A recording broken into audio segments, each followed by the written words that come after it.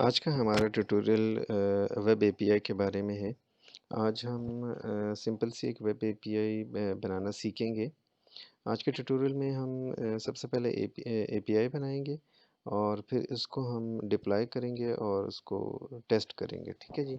Test करने के लिए हमारे पास जो टूल है वो है पोस्टमैन। अगर आपके पास ये पोस्टमैन इंस्टॉल नहीं है तो आप पोस्टमैन जो है ना नेट से डाउनलोड करके इंस्टॉल कर लीजिए। ठीक है। अच्छा, सबसे पहले हमें एसक्यूएल सर्वर में एक डेटाबेस मैंने पहले से बना लिया है। ठीक है, इसका नाम है डेमो डेटाबेस।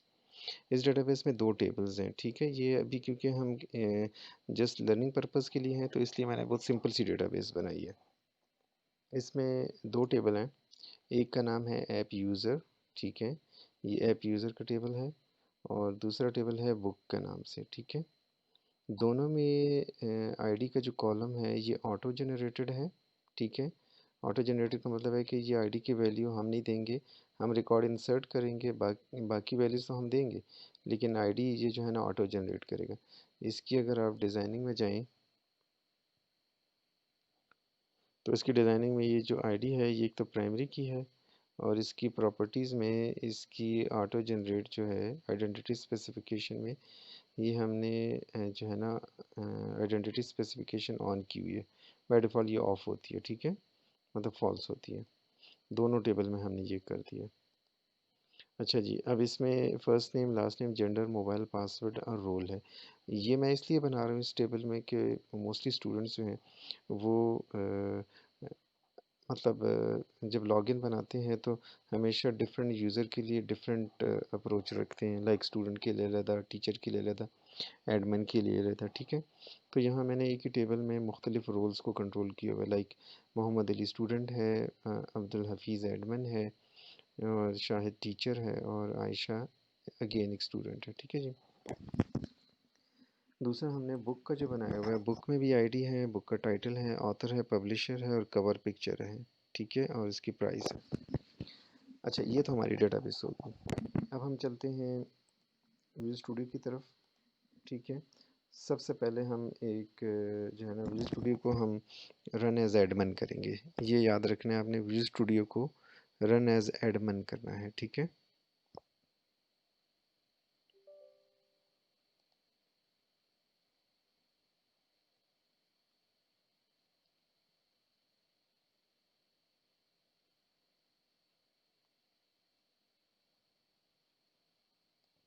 अच्छा जी, विजुअल विजुअल स्टूडियो हमारा ओपन हो गया, लॉन्च हो गया। अब मेक श्योर कि ये रन एज एडमिन हो। ठीक है, ये ब्रैकेट में एडमिनिस्ट्रेटर लिखा हुआ है। अब हम ऐसे करते हैं कि हम एक नया प्रोजेक्ट क्रिएट करते हैं और प्रोजेक्ट में हमने सी शार्प में ASP.NET वेब लिया। ठीक है, प्रोजेक्ट का नाम मैंने सजेस्ट किया माई फर्स्ट API। ठीक है, या माई फर्स्ट डेमो के नाम से कर देते हैं। ठीक है, ओके कर देते हैं इसको। इसके बाद आपसे ये ऑप्शन पूछ रहे हैं तो हम ऐसे करते हैं कि वेब API हम सेलेक्ट कर लेते हैं इससे और इसको अनचेक कर देते हैं, इसको ओके करते हैं।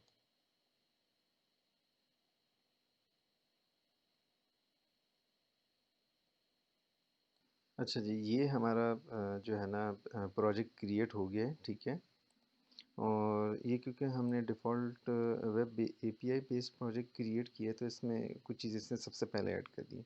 हमारा ज़्यादा जो कंसर्न है वो है मॉडल्स के फ़ोल्डर से और कंट्रोलर के फ़ोल्डर से। इसमें ऑलरेडी इसने कुछ कंट्रोलर्स क्रिएट किए हुए हैं, लेकिन हमारा जो है ना, अभी आप ये सपोज़ कर लें कि इन तीनों से कोई काम नहीं है। ठीक है, सबसे पहले हम क्या करते हैं, सबसे पहले ये एक ही दफ़ा का काम है। आपने ऐप अंडरस्कोर स्टार्टअप में जाना है, ऐप अंडरस्कोर स्टार्ट में, वेब API कन्फिग में। ठीक है, इसमें आपने यहाँ ये जो राउटिंग है इसमें आपने कंट्रोलर के बाद एंगल ब्रैकेट में एक्शन ऐड कर देना है। That's it. इसके बाद आप इसको बंद कर दें। अच्छा, नेक्स्ट अब हम क्या करते हैं, हम सबसे पहले डेटाबेस कनेक्टिविटी के लिए एक मॉडल क्रिएट करते हैं। ठीक है, मॉडल के ऊपर हम, मॉडल में ये तीन फाइल्स पड़ी हैं, इनको इग्नोर कर दें। मॉडल के ऊपर आपने राइट क्लिक करना है, ऐड करना है और आप इसमें करेंगे न्यू आइटम।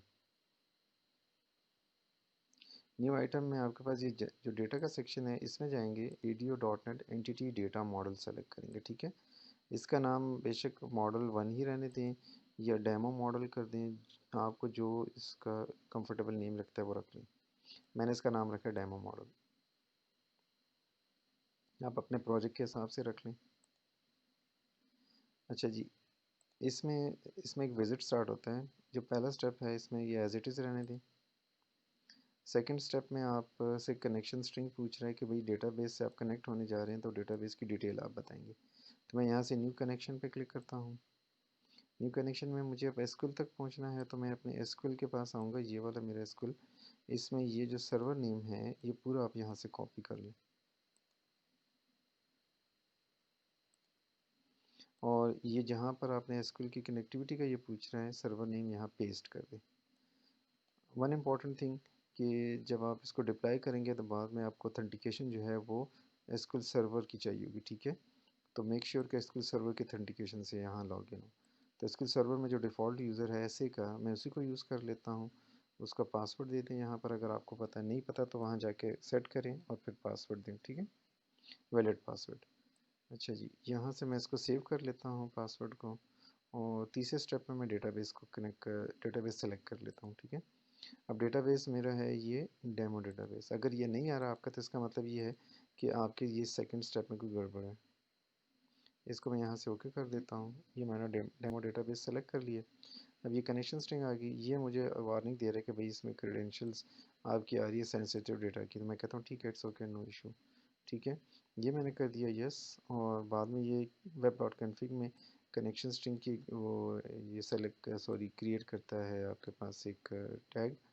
इसको बाद में आप वहाँ से भी कंट्रोल कर सकते हैं। ठीक है, बाद में अगर आपने कनेक्शन स्ट्रिंग चेंज करनी हो तो इस यहाँ जाके कनेक्शन स्ट्रिंग चेंज कर सकते हैं। ठीक है, वेब डॉट कन्फिग में। यहाँ से हम नेक्स्ट करते हैं। नेक्स्ट करने के बाद आपको पूरा स्कीमा दिखा देता है।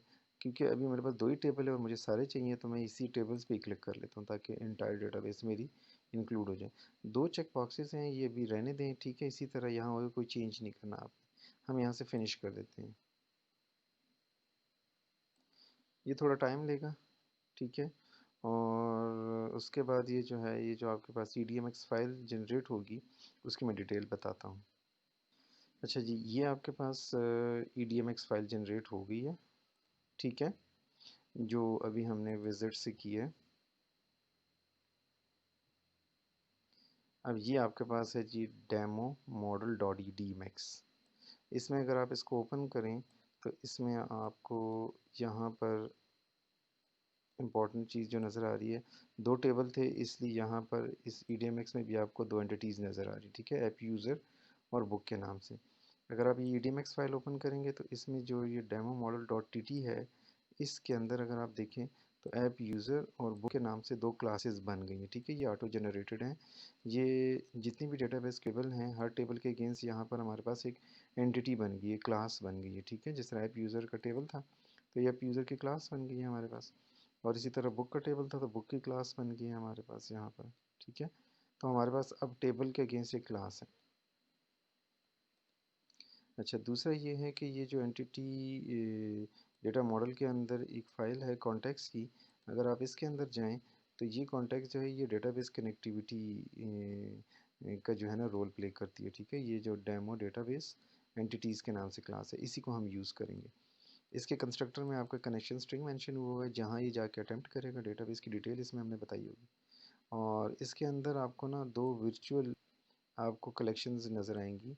एक है ऐप यूज़र्स और बुक्स के नाम से। ठीक है, अब ये देखें ये प्लूरल है। ऐप यूज़र के नाम से जो क्लास है वो क्लास है, ऐप यूज़र्स के नाम से उस क्लास की एक एरे है, उस टाइप की एक एरे है। ठीक है, लिस्ट ऑफ यूज़र्स इसमें होगा। और इसी तरह बुक टाइप की जो मतलब आपके पास एरे है दैट इज़ बुक्स। ठीक है, ये मैं बताता हूँ कि ये क्या है। इसमें बेसिकली ऐप यूज़र्स में यूज़र्स के टेबल से जो सारा डेटा इसमें आएगा इस एरे में, और बुक्स का सारा डेटा इसमें आएगा। हम इन्हीं के ऊपर ऑपरेट करेंगे। ठीक है, अच्छा जी, यहाँ तक हम ओके हैं। अब हम जाते हैं कंट्रोलर में। अब कंट्रोलर में जो पहले से पड़े हैं उनको रहने दें। हम एक नया कंट्रोलर ऐड करते हैं, ठीक है। उस पर राइट क्लिक किया, ऐड और कंट्रोलर।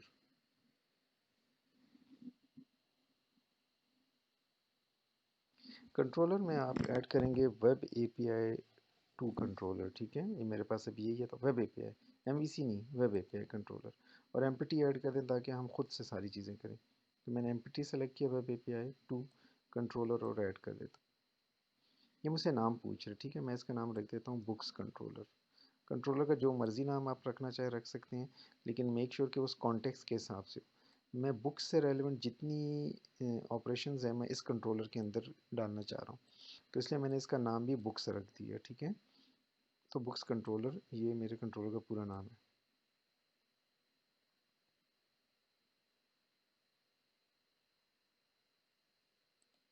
अच्छा जी, ये आपके पास कंट्रोलर बन के आ गया। अब इसमें सबसे पहले ऊपर आप इंक्लूड करेंगे my first demo dot model, ठीक है, क्योंकि हमें जो डेटाबेस कनेक्टिविटी वाला काम है वो मॉडल के अंदर है। अब हमने डेटाबेस ओरिएंटेड काम करने, तो सबसे पहले जो डेमो मॉडल है वो, सॉरी, डेमो डेटाबेस एंटिटीज़ है, उसका एक ऑब्जेक्ट बनाएंगे, ठीक है। वो जो EDMX में बनी है, ये वाली, ठीक है, जो क्लास हमने बनी थी। बस ये एंटिटीज़ याद रखना है, इसके साथ लिखेंगे तो आ जाएगा खुद ही।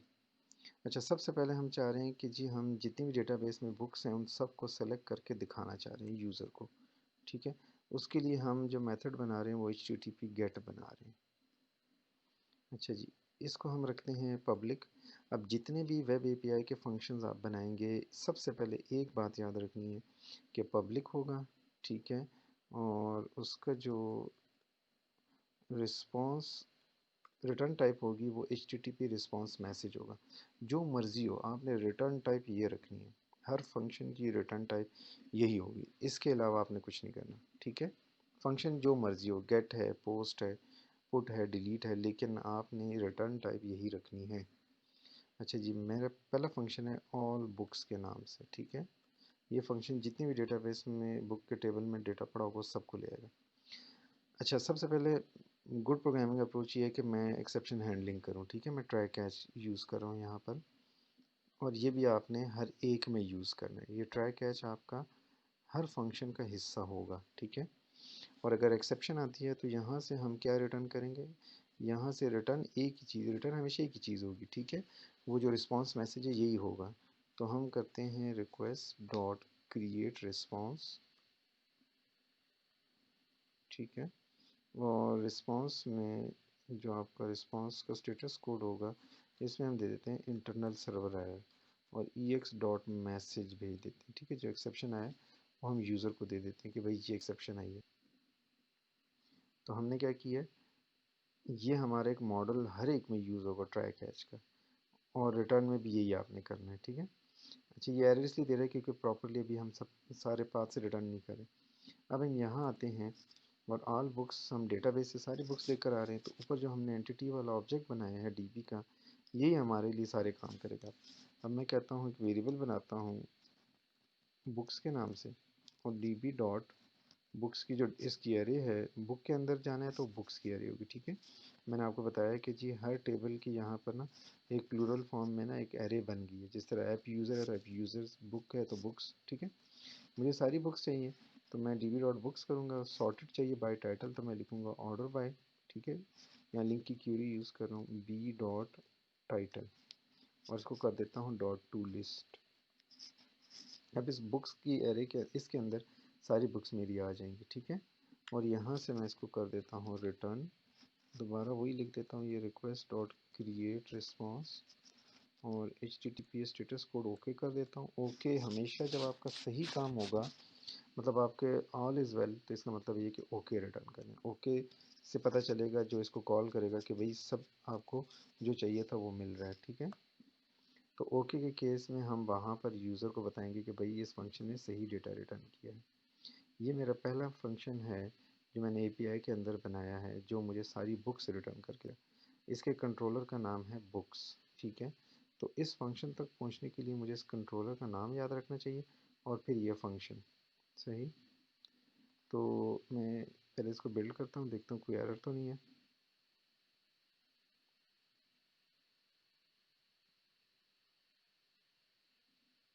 अच्छा जी, बिल्ड सक्सेस हो गया। मैं इसको रन करता हूँ। अभी ये मैंने डिप्लॉय नहीं किया, ठीक है? अभी मैं लोकल यहीं पर ब्राउज़र में रन करता हूँ। तो ये आपके local host with port number, ठीक है, अदर देन पोर्ट 80 रन होगा।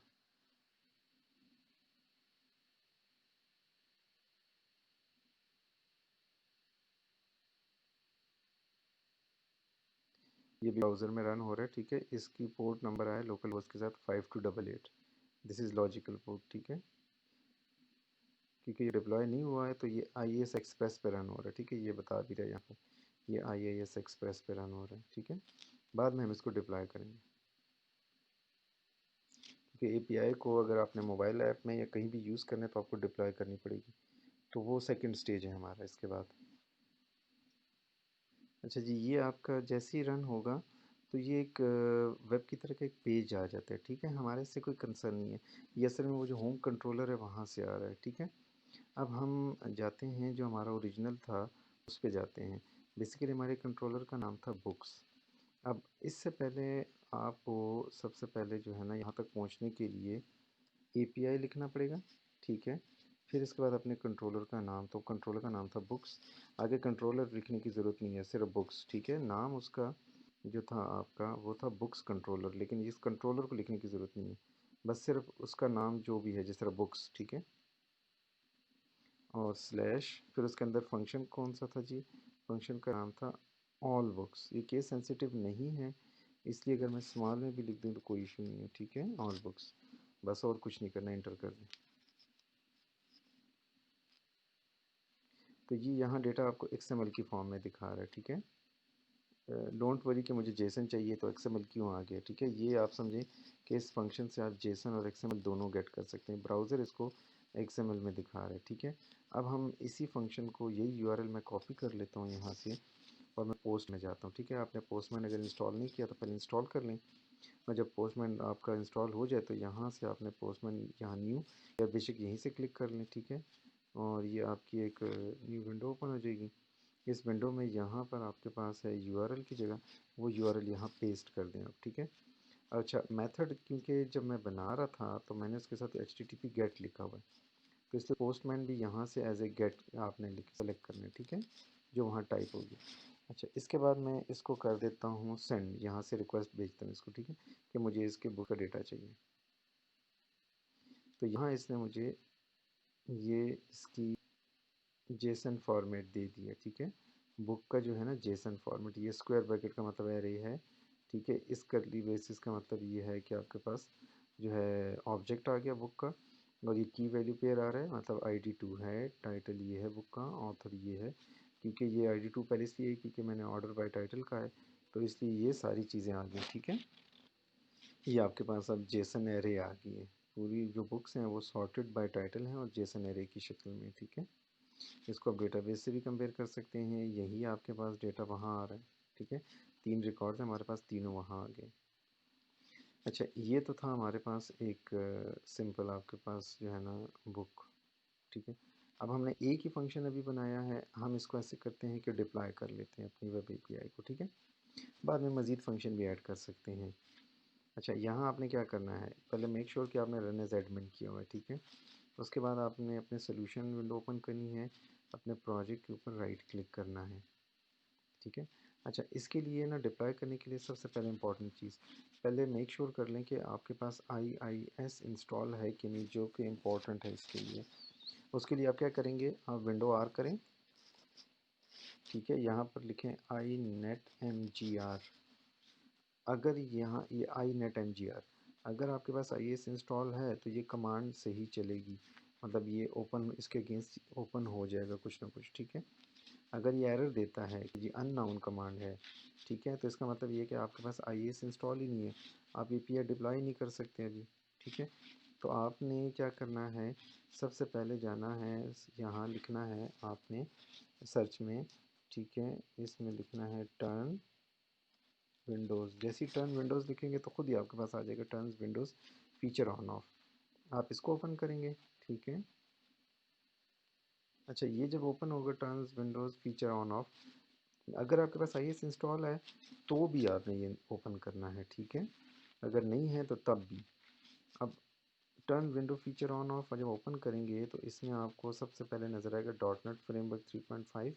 ठीक है, इसको आपने ओपन करना है और ये पहली वाली ऑप्शन सेलेक्ट नहीं है तो सेलेक्ट कर लें। ठीक है, ये ऑलरेडी मैंने किया हुआ इसलिए आ रहा है, अगर नहीं है तो आप इसको टिक करेंगे इसको। ठीक है, इसके बाद ये डॉट नेट फ्रेमवर्क 4.8 अगर आपके पास आ रहा है एक और भी फ्रेमवर्क तो इसको भी ओपन करें। इसमें ये WCF सर्विसेज है, इसमें HTTP एक्टिवेशन, दूसरी चीज़ आपने ये ऑन करनी है अगर आपके पास नहीं होगी। ठीक है, जिसने इंस्टॉल नहीं किया पहले, मैंने किया इसलिए, लेकिन आपने ये सेकेंड ऑप्शन मेक श्योर करनी है, नहीं है तो टिक करना है। ये दो आपने टिक कर लिए। ठीक है, इसके बाद मेक श्योर कि IIS ये वाली ये मेरे पास इंस्टॉल है इसलिए ये आ रहा है। अगर ये अनटिक है तो यहाँ से आपने इसको सिर्फ टिक कर देना है बस। टिक कर देंगे तो ये पार्शियल इंस्टॉल होता है इसलिए ये डब्बा सा बन जाता है।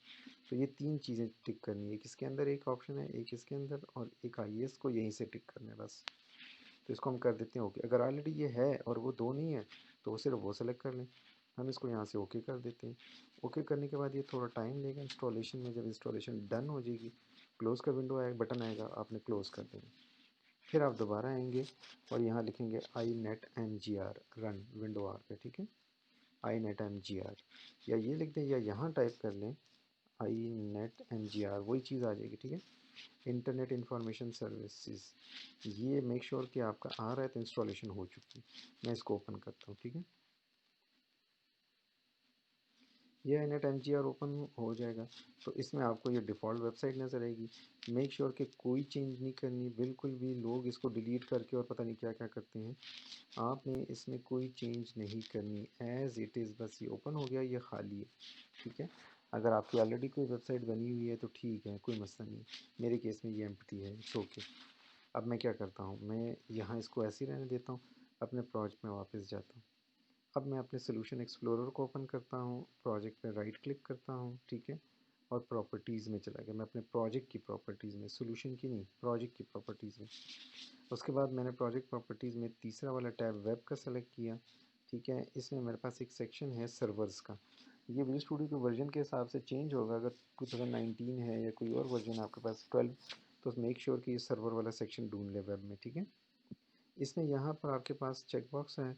ठीक है, कुछ में ये जो है ना यू लोकल, आपने लोकल IAS, जिस तरह मेरे पास तो कॉम्बो बॉक्स में आ रहा है, कुछ के पास यहाँ चेक बॉक्स होगा। ठीक है, उसको टिक या अनटिक करना होता है। तो मेक श्योर कि लोकल IAS आपने सेलेक्ट किया।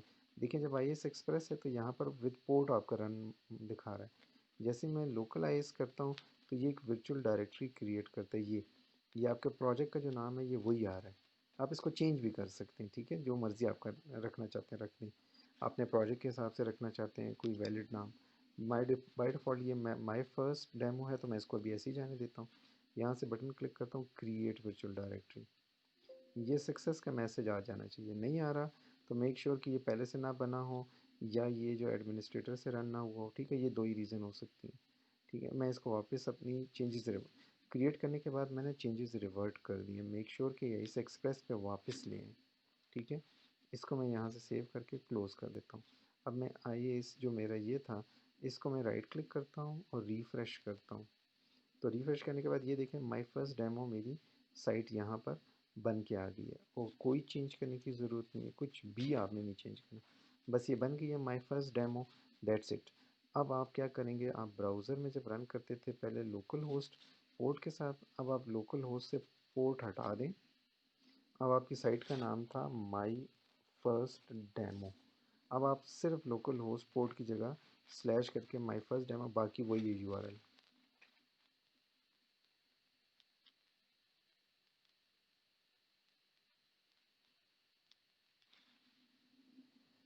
फर्स्ट टाइम ये थोड़ा टाइम ले रहे हैं। अच्छा जी, ये अब लोकल होस्ट से आ रहा है। ठीक है, ये आपका माई फर्स्ट डेमो जोन सा है। इसी को मैं कॉपी कर लेता हूँ यहाँ से, पहले पोर्ट नंबर के साथ था, ये डिप्लॉय करने के बाद है। अब आप डिप्लॉयड वर्जन यूज़ कर रहे हैं इस टाइम। ठीक है, मैं इसको पोस्टमैन में जाके लिखता हूँ, पहले ये पोर्ट के साथ था, अब मैं इसको डिप्लॉयड वर्जन दे रहा हूँ यहाँ पर। ठीक है, ये मैं इसको करता हूँ सेंड। अब ये मेरे पास जो डेटा आ रहा है ये डिप्लॉयड API से आ रहा है। ठीक है, अच्छा अब ऐसे करते हैं कि इसको IP के साथ भी हम एक्सेस करके देख लेते हैं। तो IP के लिए पहले मैं जाता हूँ CMD में। ठीक है, मैं देखता हूँ मेरी मशीन की IP क्या है, IP कॉन्फ़िग करता हूँ मैं यहाँ पर। और मेरी आईपी है 10.2.11.553। ठीक है, तो मैं पहले यहाँ भी लिख के देख लेता हूँ। लुक्स की जगह मैं लिख देता हूँ 10.2.11.553। ठीक है, तो ये अब मेरे आईपी के साथ भी एक्सेस हो रहा है। ठीक है, इसको मैं कर देता हूँ कॉपी और पोस्टमैन से जाके यहाँ आईपी के साथ भी एक्सेस कर लेता हूँ।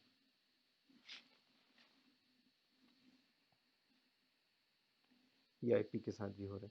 अच्छा, जब आप दो ओएस यूज़ करते हैं ना, जिस तरह अब आपने मैक साइट पे एक्सेस करना है, सफारी पे, मैकबुक में, ठीक है, तो मेक श्योर कि आपका ना अगर वहाँ पे नहीं एक्सेस हो रहा, एरर आ रहा है, तो फिर आपने एक इम्पॉर्टेंट काम करना है।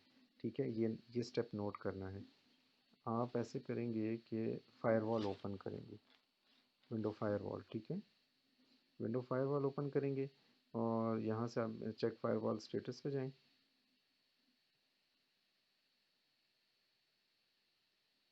अच्छा, इस विंडो में आपने ये ऑप्शन सेलेक्ट करनी है, अलाउ एन ऐप और features through Windows defender firewall. ठीक है, इसको ओपन करेंगे। ये आपने लाजमी करना है, ठीक है, डिप्लॉय करने के बाद अगर एक्सेस नहीं हो रही तो।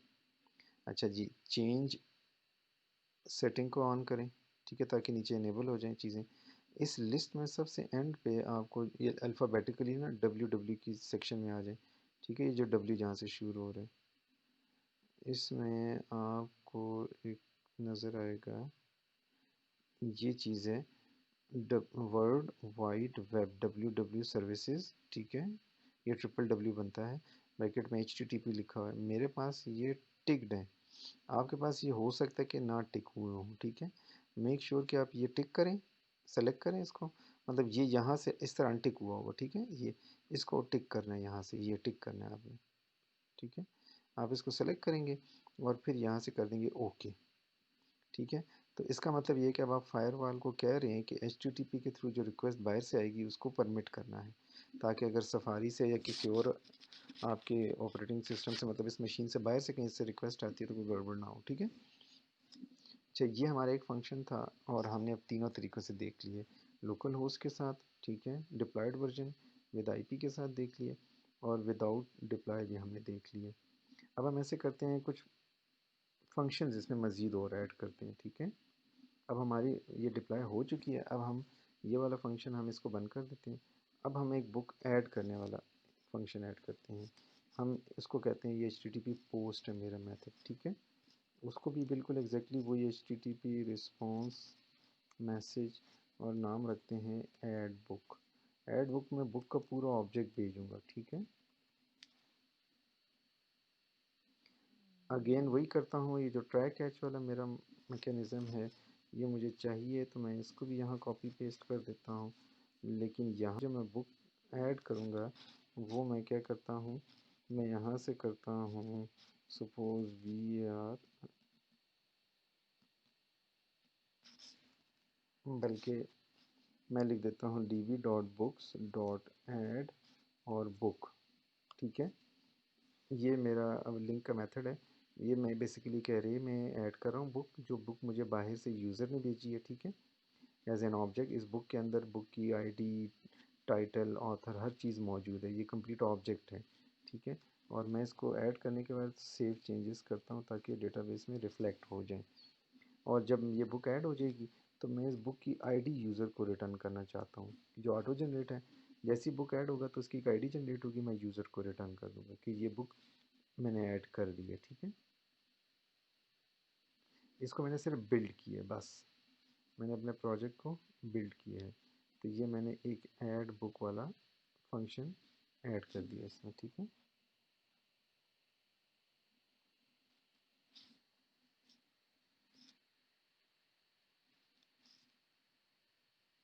अच्छा, ये बिल्ड सक्सेस हो गया।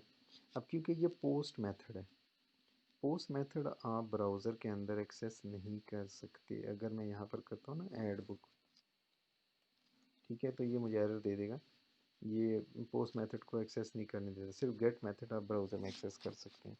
इसके लिए मुझे ये पोस्टमैन की ज़रूरत पड़ेगी। ठीक है, इस फंक्शन को टेस्ट करने के लिए सपोज़ करें मैं ये कॉपी पेस्ट कर लेता हूँ क्योंकि मुझे चाहिए होगा।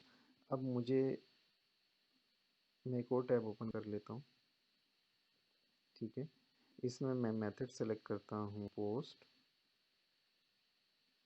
अच्छा, पोस्ट में मैं यहाँ बॉडी वाले टैब में जाता हूँ, क्योंकि यहाँ से मैं डेटा भेजूँगा, और पोस्ट में जब डेटा भेजते हैं तो वो आप बॉडी वाले टैब में भेजते हैं, ठीक है। और बॉडी में मैं रॉ सेलेक्ट करता हूँ यहाँ से, और रॉ के आगे मैं सेलेक्ट करता हूँ जेसन, क्योंकि मैं यूज़र को जेसन भेजूँगा यहाँ से, ठीक है। तो मैंने फॉर्मेट जेसन लिया और बॉडी में रॉ डेटा सेलेक्ट कर लिया। इसमें मैं ये पेस्ट कर देता हूँ। अच्छा, ये किसमें, यूआरएल तो मेरा वही है, ये सारा वही यूआरएल है, सिर्फ ऐड वाला फंक्शन चेंज होगा। तो इसको मैं कॉपी कर लेता हूँ और यहाँ मैं पेस्ट कर देता हूँ। ऑल बुक्स की बजाय मैं यहाँ पर लिखता हूँ ऐड बुक, ठीक है। अच्छा, ऐड बुक में आपको आईडी ऐड करने की ज़रूरत कतन भी नहीं है, ठीक है। आईडी मुझे नहीं चाहिए, तो मैं आईडी नहीं भेजता इसको, क्योंकि वो ऑटो जनरेट करेगा। टाइटल मैं लिख देता हूँ, मेरे पास अभी जावा की बुक नहीं है, मैं कहता हूँ जावा 2 फॉर डमीज़। ये भी डिटेल्स की है, बीपीबी पब्लिशर है। इसमें इमेज अभी नहीं है, मैं डमी डाल रहा हूँ, 555 कर देता हूँ, ठीक है। और इसकी प्राइस है जी 980। ये मैंने बुक की डिटेल डाल दी। अब ये बुक जावा 2 डमीज़ डेटाबेस में नहीं मौजूद, ठीक है, अभी ये नहीं है इसमें। अब मैं ऐसे करता हूँ कि ये मैंने डेटा ऐड करने के बाद यहाँ से इस रिक्वेस्ट को सेंड कर देता हूँ, ताकि ये बुक ऐड हो जाए।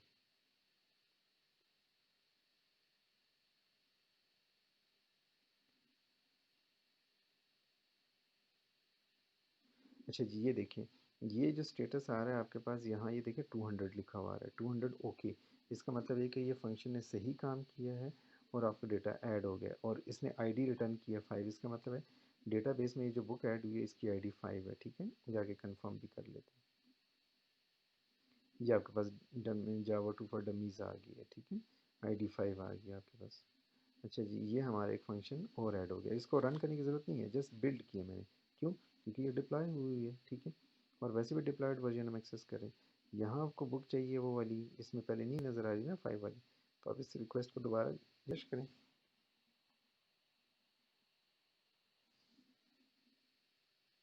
तो अब आप इसमें देखें सी प्लस प्लस डमी आ रही है, जावा 2 डमी आ रही है, ठीक है। अब ये भी गेट में भी आ गई है, ठीक है। तो ये एक बुक हमने यहाँ से एपीआई से हमने गेट की बुक सारी, ये हमने ऐड का बुक का फंक्शन लिखा, ठीक है। अब हम जल्दी से ना और मेथड्स ऐड कर लेते हैं। मसलन ये दो तो हो गए, ऐड बुक हो गया आपका, ऑल बुक्स हो गया। अब मैं आपको यहाँ से, हम ऐसे करते हैं कि एक और फंक्शन, अब मैं कॉपी पेस्ट करता जाता हूँ ताकि आपके लिए आसानी हो, टाइम हमारा बच जाए। अब हम फंक्शन लिखते हैं मॉडिफाई का, डिलीट का और सर्च का। तो ये मैं मॉडिफाई का फंक्शन यहाँ से कॉपी करता हूँ, ठीक है। और ये मैंने मॉडिफाई बुक के नाम से एक फंक्शन अपना HTTP पोस्ट बनाया, मॉडिफाई बुक, बाकी वही है रिटर्न टाइप, पूरा बुक का ऑब्जेक्ट वहाँ से आएगा विद बुक आईडी, ठीक है, कि ये आईडी है। और ये, अब क्योंकि बुक की जो आईडी है वो मेरी प्राइमरी की है, तो db डॉट बुक्स के अंदर जो फाइंड का फंक्शन है उसको सिर्फ बुक डॉट आई डी दूँ, तो उस आईडी के अगेंस्ट वो बुक मुझे सर्च करके दे देगा कि ये ओरिजिनल बुक है, ठीक है, इस आईडी के अगेंस्ट। अगर वो आईडी गलत आ रही है वहाँ से, तो ये यहाँ चेक करेगा, और कंडीशन लगाई हुई है मैंने कि अगर नहीं मैं, तो मैं एरर मैसेज दूंगा नॉट फाउंड का, ठीक है। नॉट फाउंड का जो स्टेटस कोड है यहाँ से रिटर्न होगा 404, ठीक है। अगर वो बुक मौजूद है तो वो इस इफ़ के अंदर नहीं आएगा, सीधा इधर आ जाएगा। और इसके अंदर फिर एक ऑप्शन होती है D B dot entry. Entry में आप जो ओरिजिनल बुक है जो आपके पास ये वाली है, ये पास करेंगे, डॉट करंट वैल्यूज़, और फिर डॉट सेट वैल्यूज़ करेंगे जो बुक आपने वहाँ से न्यू वैल्यूज़ के साथ भेजी है, ठीक है। मतलब उसका टाइटल, आथर या प्राइस, जो भी फील्ड आप चेंज रखना चाहते हैं वो रख दें। अगर नहीं चेंज करना चाह रहे तो न्यू चेंज वाली, विदाउट चेंज वाली भी इसमें सारी भेज दें इसमें, ठीक है। और इस बुक को आप सेट करें यहाँ से और सेव चेंजेस करें, तो आपकी बुक सेव हो जाएगी। या ये कर लें 2 लाइन्स, या ये जो ऊपर मैंने 3 कमेंट्स किए हैं, इनमें से दोनों में से जो आपको ईजी लगता है, दोनों मेथड काम करते हैं, ठीक है। इस मेथड में आप पहले अटैच करते हैं बुक को, एग्जिस्टिंग बुक को, फिर उसका स्टेट मॉडिफाइड रखते हैं और फिर सेव चेंजेस करते हैं, ठीक है। और इसके बाद अब यूज़र को मैसेज दे देना है ओके का, और बुक इज़ मॉडिफाइड का साथ मैसेज आ जाएगा। नहीं तो ओके बहुत है, उसको ओके से पता चल जाएगा कि बुक मॉडिफाई हो गई है, ठीक है। एक्सेप्शन के केस में ये एक्सेप्शन आ जाएगी, सही। ये आपकी मॉडिफाई बुक का, ये आपके पास एक फंक्शन ऐड हो गया, ठीक है जी। अब इस मॉडिफाई बुक के फंक्शन को भी हम चेक कर लेते हैं, इसको मैं बिल्ड करता हूँ। और आ जाता हूँ पोस्टमैन पे। ये जो मेरे पास जावा 2 फॉर डमीज़ थी, ये मैंने अभी ऐड बुक वाले में किया। ठीक है, मैं इस यूआरएल को कॉपी करता हूँ, तीसरा ओपन करता हूँ, जिसमें अगेन पोस्ट मेथड है मेरा, और ऐड की बजाय है मॉडिफाई बुक। ठीक है, इसके मैं बॉडी में जाता हूँ और रॉ में और जेसन। अच्छा, ये जो बुक है इसको मैं कॉपी करता हूँ। ठीक है, और इसी को मैं मॉडिफाई करता हूँ। सॉरी, कॉपी कर लेते हैं दोबारा इसको हम करते हैं कॉपी और इसको पेस्ट कर देते हैं।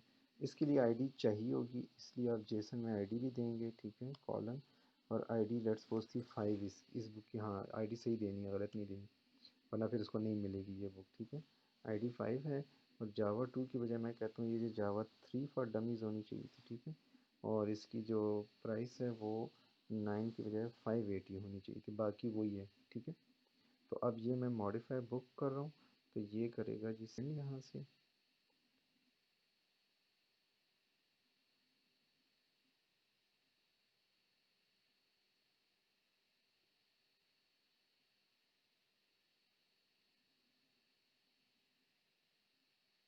अच्छा जी, थोड़ा सा टाइम इसने लिया है, लेकिन ये आ गई। ये मेरे पास सिस्टम भी स्लो है, और फर्स्ट टाइम जब बिल्ड करते हैं तो ये ऐसे होता है। ठीक है, वैसे ये फास्ट ही होगा आपके पास। अब बुक इज़ मॉडिफाइड आ गया है। वेरीफाई भी कर लेते हैं कि हमने जो फील्ड चेंज किए वो हो गई हैं कि नहीं। ये जावा 3 हो गया और प्राइस भी चेंज हो गई। ठीक है, इट्स वर्किंग। अब हम ऐसे करते हैं कि जानबूझ के आईडी गलत भेज देते हैं। मैं कहता हूँ 15 वाले को जावा 2 कर दो वापस, और प्राइस वही 980 कर दो। ठीक है, तो हम आईडी मैंने जानबूझ के गलत दी, 15 आईडी डज नॉट एग्जिस्ट। ठीक है, तो ये कह रहे हैं बुक नॉट फाउंड। क्यों? क्योंकि मैंने वहाँ पर इसके ऊपर कंडीशन लगाई थी। ये मॉडिफाई के अंदर अगर आप देखें तो मॉडिफाई के अंदर हमने फाइंड किया ओरिजिनल बुक उस आईडी के अगेंस्ट। अब जिस तरह 15 मैंने जानबूझ के भेजी है तो बुक नहीं मिली 15 की, तो यहीं से रिटर्न हो जाएगा। ठीक है, तो मेक श्योर कि ये आपकी सारी हैंडलिंग हो। अब हम ऐसे करते हैं कि डिलीट बुक का एक कर लेते हैं। ठीक है, फंक्शन ये अब गेट है, क्योंकि सिर्फ आईडी पास करनी है तो हम गेट मेथड बना देते हैं इसके लिए। कि हमने बुक डिलीट करनी है तो वहाँ से आईडी भेजेंगे, यूज़र आईडी भेजेगा बुक की। ठीक है, वो जो आईडी भेजेगा पहले उस आईडी के अगेंस्ट बुक ढूंढेगा। ठीक है, अगर बुक नहीं है तो एरर दे देगा book not found, invalid ID. अगर मौजूद है तो जो भी ओरिजिनल बुक है वो डीबी डॉट एंटिटी में उसकी स्टेट डिलीटेड कर दें।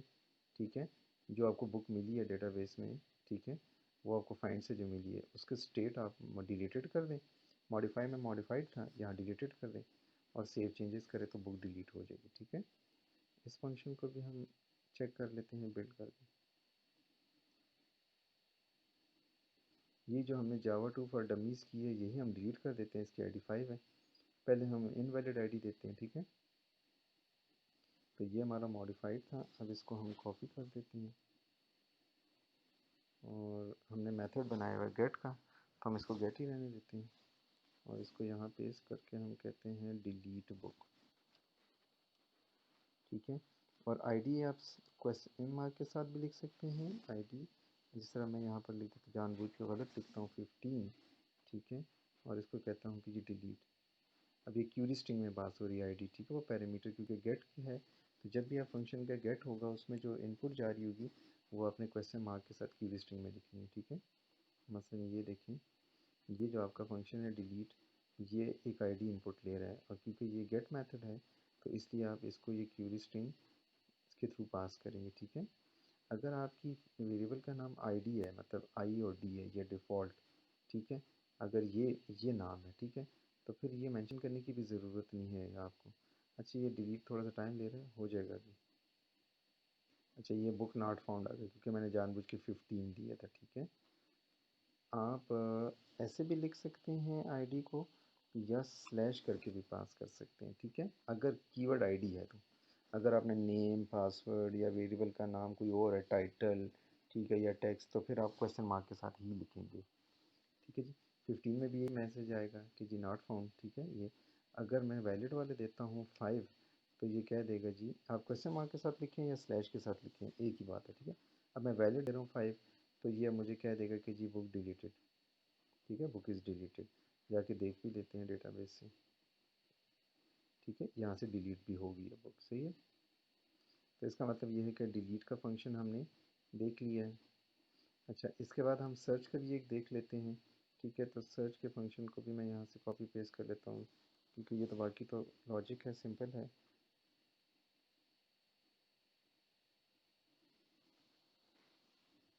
सर्च में क्या करें, आप ऑथर का नाम भेजेंगे, उस ऑथर की जितनी बुक्स हैं हम पहले बुक्स के अंदर वेयर करके ऑथर की बुक्स को ढूंढ लेंगे, क्योंकि ये एसक्यूएल के साथ काम कर रहा है, इसलिए केस सेंसिटिव नहीं है। ठीक है, अपर लोअर केस ये खुद ही इग्नोर करता है। और फिर ऑर्डर बाय टाइटल करके टू लिस्ट करते हैं बुक्स को और रिटर्न कर देंगे। ठीक है, तो ये आपका सर्च का फंक्शन सर्च करके देगा। यहाँ तक होगी हमारे पास एक कंट्रोलर कंप्लीट है, जो बुक से रेलिवेंट जितना काम था हमने इधर किया।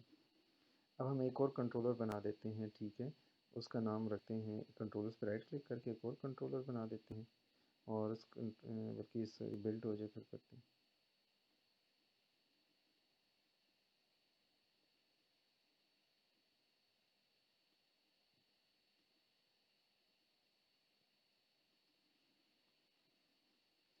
अच्छा, हम एक और कंट्रोलर बना लेते हैं, उसका नाम रखते हैं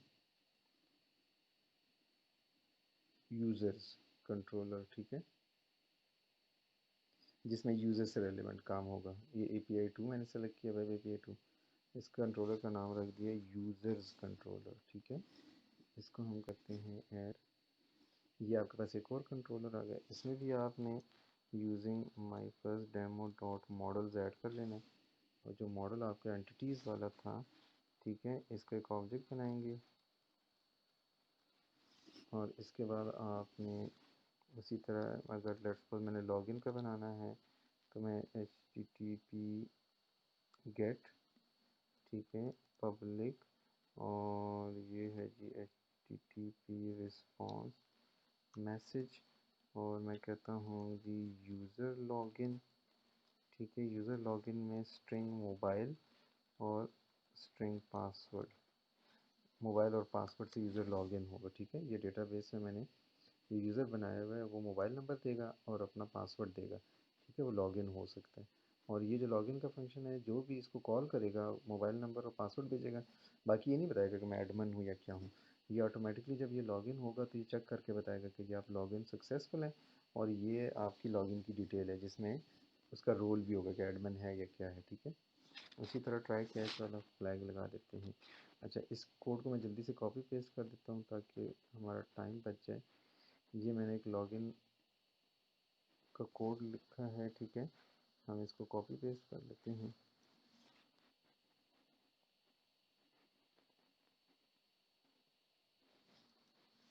इसमें क्या हो रहा है कि मोबाइल नंबर के अगेंस्ट आप रिकॉर्ड ला रहे हैं, मोबाइल और पासवर्ड के अगेंस्ट। ठीक है, अगर वो रिकॉर्ड आपको यूज़र में मिल जाता है, नहीं मिलता तो आप इनवैलिड मोबाइल एंड और पासवर्ड का वो मैसेज देंगे।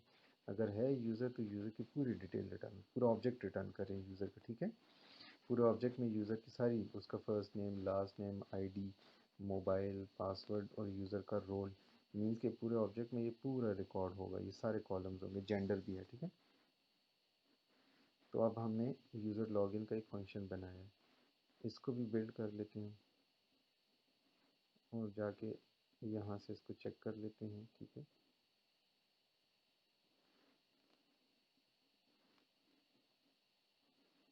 ये जो आपकी URL है ये चेंज है। इस URL में आपने बुक्स, API के बाद बुक्स नहीं है बल्कि यूज़र है अब कंट्रोलर का नाम। ठीक है, और आगे है यूज़र लॉगिन। यूज़र लॉगिन में दो चीज़ें भेज रहे हैं आप, मोबाइल, मोबाइल लेट्स सपोज में भेज रहे हैं 0321123456 ये मोबाइल, और फिर एम्परसेंड साइन, और फिर पासवर्ड। ये वो वेरिएबल वही की के नाम लिखने हैं। ठीक है, वहाँ मोबाइल है वेरिएबल का नाम, तो यहाँ भी वही होना चाहिए, स्पेलिंग मिस्टेक नहीं होनी चाहिए। पासवर्ड 12345 है। ठीक है, और मेथड गेट है, तो ये दो चीज़ें मैं की स्ट्रिंग में भेज रहा हूँ। तो मैं यहाँ से जैसे ही करता हूँ, यहाँ अगर आप देखें तो ये दो चीज़ें मोबाइल और पासवर्ड, ये वेरिएबल के नाम गेट मेथड है, तो इसलिए यहाँ पर सेम होनी चाहिए, ये स्पेलिंग ठीक होनी चाहिए। ठीक है, इक्वल टू के बाद इसकी वैल्यू और फिर एन अगले पैरामीटर की इक्वल टू के साथ वैल्यू, ये की वैल्यू पेयर बन जाएगा। तो आपकी ये दो दो कीज चली गई, ठीक है, मोबाइल और पासवर्ड। ठीक है जी, ये आपके पास आ गया है। जैसे ही लॉगिन किया तो ये आपके पास आ गया शाहिद, और सारी डिटेल आ गई कि आईडी ये है, first name last name mobile, पूरा ऑब्जेक्ट रिटर्न हो गया। ठीक है, अगर मैं यहाँ से कोई गलत देता हूँ, लेट्स मैं पासवर्ड जानबूझ के गलत दे देता हूँ, तो ये मुझे इनवैलिड का मैसेज देगा और साथ 404 कहेगा। इसका मतलब है स्टेटस 404 से मुराद ये कि अब देयर इज़ समथिंग रॉन्ग। ठीक है, तो सिंपल सी बात है, मैं लॉगिन नहीं होने दूंगा। तो ये फंक्शन मुझे बता रहा है। अच्छा, कुछ लोग कहते हैं जी पासवर्ड को, यूज़र नेम को क्यूरी स्ट्रिंग में नहीं भेजते, वो कहते हैं अनसेफ होता है। तो हम पोस्ट मेथड भी बना सकते हैं। यही फंक्शन मैं दोबारा पोस्ट के साथ बना देता हूँ। ठीक है, ये मैं कॉपी करता हूँ, मैं आपको समझाता हूँ ये बात।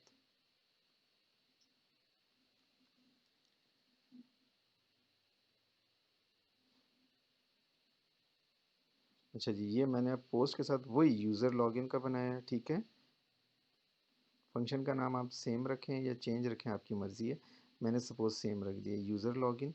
इसमें अब मोबाइल और पासवर्ड ऑब्जेक्ट के अंदर ही भेज रहा हूँ। यूज़र के ऑब्जेक्ट के अंदर जितने हैं ना, मतलब यूज़र का पूरा ऑब्जेक्ट है ना, इसमें आईडी है, first name last name gender, हर चीज़ है। लेकिन मैं इसमें सिर्फ भेजूँगा वहाँ से मोबाइल और पासवर्ड, बस इस ऑब्जेक्ट में। ठीक है, और पोस्ट मेथड के थ्रू भेजूँगा, क्यूरी स्ट्रिंग में नहीं भेजूँगा। सही है, ऑब्जेक्ट आएगा पूरा, लेकिन ID first name last name gender बाकी चीज़ें नल होंगी। ठीक है, या मिसिंग होंगी। मेरे जो कंसर्न है वो इन दो में है, वो मैं ये यूज़ कर रहा हूँ। ठीक है, बाकी मैं यूज़ ही नहीं कर रहा। बाकी मुझे जब ये यूज़र के अगेंस्ट मुझे वो ओरिजिनल यूज़र मिलेगा, तो मैं उसके से डिसीजन लूँगा कि ये फाउंड है या नॉट फाउंड है। ठीक है, तो मैं इसको बिल्ड कर देता हूँ एक दफ़ा। और अब अगर मैं ये वाला फंक्शन कॉल करना चाहता हूँ यहाँ पोस्टमैन में, तो मुझे लेट्स सपोज, अब मैंने ये पूरा लिखा था ना, इसको मैं कॉपी करता हूँ और अब मुझे पोस्ट मेथड कॉल करना है। ठीक है, ये दोनों मैं वैरायटी बता रहा हूँ। पोस्ट मेथड में आप क्यूरी स्ट्रिंग फिर यहाँ से ये मोबाइल और पासवर्ड नहीं भेजेंगे। अब इसके बॉडी में जेसन के फॉर्मेट में डेटा भेजेंगे। ठीक है, तो रॉ में जेसन सेलेक्ट किया, और क्योंकि मैं पूरा ऑब्जेक्ट तो नहीं भेज, मैं तो सिर्फ लेट्स सपोज यूज़र है ना, तो यूज़र आपका ये जो गेट अभी आपने यूज़र किया था ये वाला, जिसमें मैं एक सेकंड आपको दोबारा बताता हूँ कि ये यूज़र लॉगिन हो रहा है।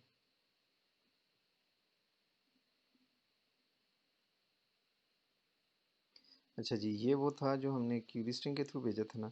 अब ये पूरा ऑब्जेक्ट है जो हमें वहाँ से मिला है। ठीक है, हम ऐसे करते हैं कि यही लॉगिन में अब हम क्यूरी स्ट्रिंग में नहीं भेज रहे, बल्कि जेसन के फॉर्म में यहाँ से हम यूज़र का जो डेटा भेज रहे हैं, ये सारा तो मैंने कॉपी पेस्ट किया ना, मैं सारा नहीं भेज रहा।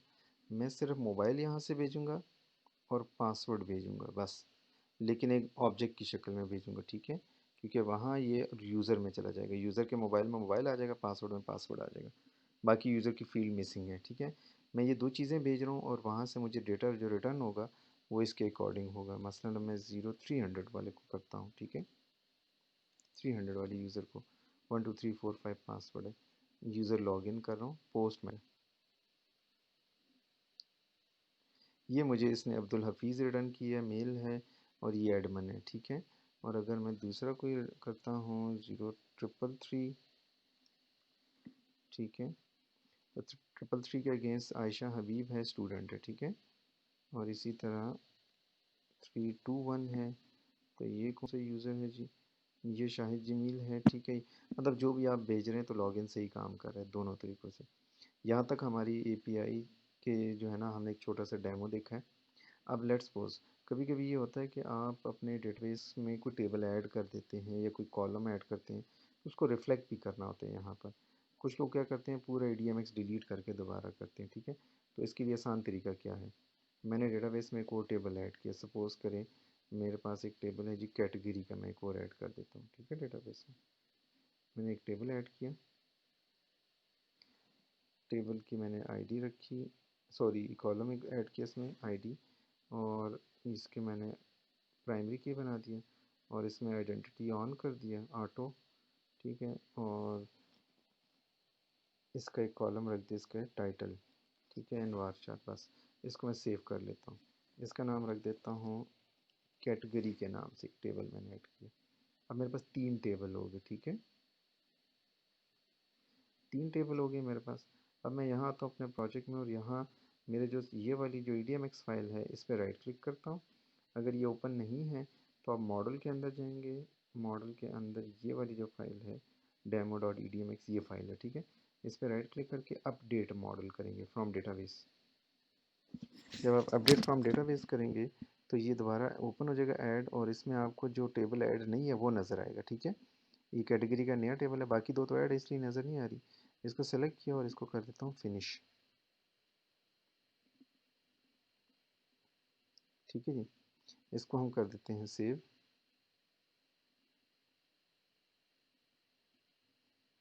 अच्छा ये तो आ गया, ठीक है।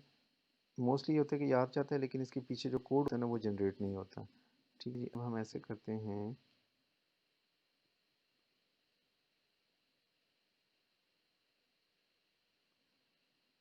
हम जाते हैं अपने सोल्यूशन में। अब इस एंटिटी मॉडल को ओपन करते हैं। इसकी जो कॉन्टेक्स्ट फाइल है इसमें देख लेते हैं कि ये तीसरी वाली आ गई कैटेगरी वाली, यस ये आ गई है, ठीक है। अच्छा मोस्टली केसेस में ये नहीं आती अक्सर। आप कैटेगरी ऐड कर देते हैं लेकिन कैटेगरी के ना तो यहाँ क्लास शो हो रही होती है, मतलब ये कैटेगरी क्लास भी आ गई है ऑटोमेटिकली। अगर ये नहीं आती तो आप अपने EDMX के ऊपर यहाँ राइट क्लिक करेंगे और इसके साथ ये जो आपको कॉन्टेक्स्ट मेन्यू ओपन होगा इसमें ऑप्शन है रन कस्टम टूल, ये आप इस पर क्लिक करें रन कस्टम टूल के ऊपर, ठीक है। ये जो रन कस्टम टूल है इसको आपने मतलब एक दफ़ा यहाँ से क्लिक करना है। जब ये डन हो जाएगा तो उसके बाद आप जाके देखेंगे तो आपको ये चीज़ जो नज़र नहीं आ रही थी ये कैटेगरी वाली ये आ जाएगी, ठीक है। अगर फिर भी नज़र नहीं आ रही, ठीक है, तो आप अपने जिस तरह ये क्लास है यहाँ कैटेगरी की क्लास नज़र आ गई लेकिन मोस्टली केसेस में नहीं नज़र आती, ठीक है। तो इन पे क्लिक करके जो है ना रन कस्टम टूल आपने करना है, दोनों पे कर लें, EDMX पे पहले कर लें और फिर इस पे कर लें, ठीक है। तो ये आपका आपको दोबारा ड्रॉप करके ऐड करने की ज़रूरत नहीं पड़ेगी। तो ये अगर डेटाबेस में कोई टेबल ऐड करना हो तो ऐसे कर सकते हैं, ठीक है। अगर कोई कॉलम ऐड किया है तो बस इसको अपडेट मॉडल करें तो कॉलम भी आ जाएगा आपका। तो यहाँ तक हमारा ये था कि हमने API को कैसे डिप्लॉय क्रिएट कैसे की, डिप्लॉय कैसे करना है, कंट्रोलर्स कैसे बनाने हैं, पोस्ट और गेट के मेथड्स आपने देख लिए हैं, ठीक है जी। तो इसके बाद नेक्स्ट में हम देखेंगे कि इसी API को कैसे हमने मोबाइल ऐप के साथ एंड्रॉयड में और आईफोन में कैसे कनेक्ट करना है, ठीक है जी। ओके, अल्लाह हाफिज़।